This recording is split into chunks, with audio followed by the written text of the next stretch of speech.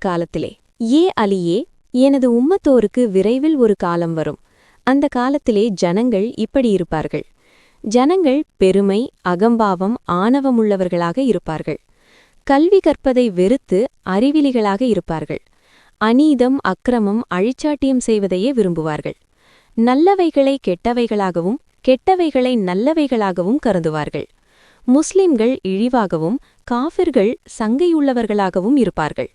முஸ்லிம்களின் மத்தியில் ஒற்றுமை குன்றி வேற்றுமை வேரூன்றியிருக்கும்.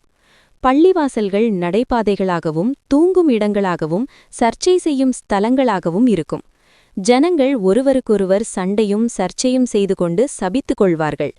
கடமையான ஐவேளை தொழுகையினையும் அலட்சியமாக விட்டுவிடுவார்கள். ஏழைகள் ஏளனமாகவும் இழிவாகவும் கருதப்படுவார்கள். சிறுவர்களின் உள்ளங்களிலே பெரியோர்களைப் பற்றிய பயம் இராது. பொறாமை அதிகமாகும். அதனால் ஒரு மகன் தன் தகப்பன் இறப்பதை எதிர்பார்ப்பான். உண்மை குறைந்துவிடும், பொய் அதிகமாகிவிடும்.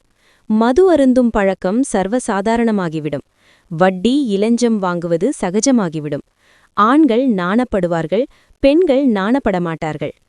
அக்கிரமக்காரனுக்கு உதவியும் ஒத்தாசையும் செய்வார்கள். யாசிப்போரை விரட்டிவிடும்.